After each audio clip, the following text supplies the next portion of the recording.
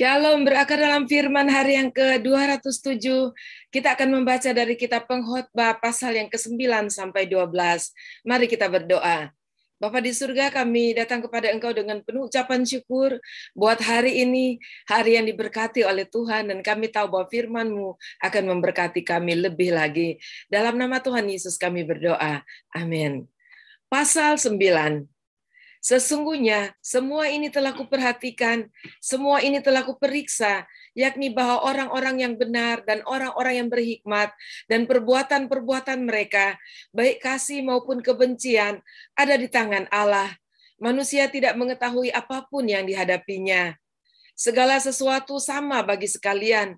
Nasib orang sama, baik orang yang benar maupun orang yang fasik, orang yang baik maupun orang yang jahat, orang yang tahir maupun orang yang najis, orang yang mempersembahkan korban maupun yang tidak mempersembahkan korban. Sebagaimana orang yang baik, begitu pula orang yang berdosa. Sebagaimana orang yang bersumpah, begitu pula orang yang takut untuk bersumpah. Inilah yang celaka dalam segala sesuatu yang terjadi di bawah matahari. Nasib semua orang sama. Hati anak-anak manusia pun penuh dengan kejahatan, dan kebebalan ada dalam hati mereka seumur hidup, dan kemudian mereka menuju alam orang mati. Tetapi siapa yang termasuk orang hidup mempunyai harapan, karena anjingnya hidup lebih baik daripada singa yang mati. Karena orang-orang yang hidup tahu bahwa mereka akan mati, tetapi orang yang mati tak tahu apa-apa. Tak ada upah lagi bagi mereka, bahkan kenangan kepada mereka sudah lenyap. Baik kasih mereka maupun kebencian dan kecemburuan mereka sudah lama hilang, dan untuk selama-lamanya tak ada lagi bahagian mereka dalam segala sesuatu yang terjadi di bawah matahari. Mari makanlah rotimu dengan sukaria, dan minumlah anggurmu dengan hati yang senang, karena Allah sudah lama berkenan akan perbuatanmu. Biarlah selalu putih pakaianmu dan jangan tidak ada minyak di atas kepalamu. Nikmatilah hidup dengan istri yang kau kasihi seumur hidupmu yang sia-sia, yang dikaruniakan Tuhan kepadamu di bawah matahari. Karena itulah bahagianmu dalam hidup dan dalam usaha yang engkau lakukan dengan jerih payah di bawah matahari. Segala sesuatu yang dijumpai tanganmu untuk dikerjakan, kerjakanlah itu sekuat tenaga, karena tak ada pekerjaan, pertimbangan, pengetahuan, dan hikmat dalam dunia orang mati, kemana engkau akan pergi. Lagi aku melihat di bawah matahari bahwa kemenangan perlombaan bukan untuk yang cepat, dan keunggulan perjuangan bukan untuk yang kuat, juga roti bukan untuk yang berhikmat, kekayaan bukan untuk yang cerdas, dan karunia bukan untuk yang cerdik cendekia, karena waktu dan nasib dialami mereka semua. Karena manusia tidak mengetahui waktunya, seperti ikan yang tertangkap dalam jala yang mencelakakan, dan seperti burung yang tertangkap dalam jerat, begitulah anak-anak manusia terjebak dalam waktu yang malang, kalau hal itu menimpa mereka secara tiba-tiba. Hal ini juga kupandang sebagai hikmat di bawah matahari, dan nampaknya besar bagiku. Ada sebuah kota yang kecil, penduduknya tidak seberapa. Seorang raja yang agung menyerang, mengepungnya, dan mendirikan tembok-tembok pengepungan yang besar terhadapnya. Di situ terdapat seorang miskin yang berhikmat. Dengan hikmatnya ia menyelamatkan kota itu, tetapi tak ada orang yang mengingat orang yang miskin itu.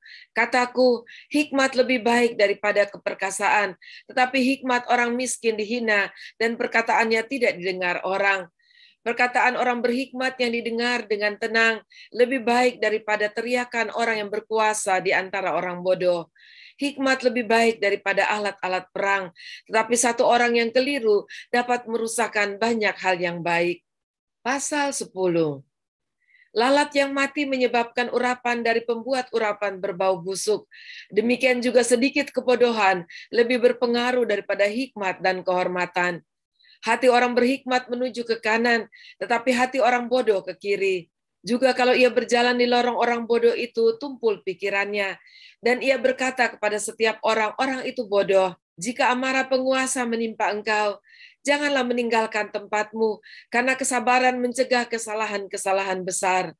Ada suatu kejahatan yang kulihat di bawah matahari, sebagai kekilafan yang berasal dari seorang penguasa. Pada banyak tempat yang tinggi didudukan orang bodoh, sedangkan tempat yang rendah diduduki orang kaya. Aku melihat budak-budak menunggang kuda, dan pembesar-pembesar berjalan kaki seperti budak-budak. Barang siapa menggali lubang akan jatuh ke dalamnya, dan barang siapa mendobrak tembok akan dipagut ular. Barang siapa memecahkan batu akan dilukainya, barang siapa membelah kayu akan dibahayakannya. Jika besi menjadi tumpul dan tidak diasah, maka orang harus memperbesar tenaga, tetapi yang terpenting untuk berhasil adalah hikmat. Jika ular membagut sebelum mantra diucapkan, maka tukang mantra tidak akan berhasil. Perkataan mulut orang berhikmat menarik, tetapi bibir orang bodoh menelan orang itu sendiri. Awal perkataan yang keluar dari mulutnya adalah kebodohan, dan akhir bicaranya adalah kebebalan yang mencelakakan. Orang yang bodoh banyak bicaranya, meskipun orang tidak tahu apa yang akan terjadi, dan siapakah yang akan mengatakan kepadanya apa yang akan terjadi sesudah dia. Jeripaya orang bodoh melelahkan orang itu sendiri, karena ia tidak mengetahui jalan ke kota. Wahai engkau tanah, kalau rajamu seorang kanak-kanak dan pemimpin-pemimpinmu pagi-pagi sudah makan, berbahagialah engkau tanah, kalau rajamu seorang yang berasal dari kaum pemuka dan pemimpin-pemimpinmu makan pada waktunya dalam keperkasaan dan bukan dalam kemabukan. Oleh karena kemalasan runtuhlah atap, dan oleh karena kelambanan tangan bocorlah rumah. Untuk tertawa orang menghidangkan makanan, anggur meriangkan hidup, dan uang memungkinkan semuanya itu. Dalam pikiran pun janganlah engkau mengutuki raja, dan dalam kamar tidur janganlah engkau mengutuki orang kaya, karena burung di udara mungkin akan menyampaikan ucapanmu, dan segala yang bersayap dapat menyampaikan apa yang kau ucapkan. Pasal 11. Lemparkanlah rotimu ke air, maka engkau akan mendapatnya kembali lama setelah itu. Berikanlah bahagian kepada 7, bahkan kepada 8 orang, karena engkau tidak tahu malapetaka apa yang akan terjadi di atas bumi. Bila awan-awan sarat mengandung hujan, maka hujan itu dicurahkannya ke atas bumi. Dan bila pohon tumbang ke selatan atau ke utara, di tempat pohon itu jatuh, di situ ia tinggal terletak. Siapa senantiasa memperhatikan angin tidak akan menabur, dan siapa senantiasa melihat awan tidak akan menuai.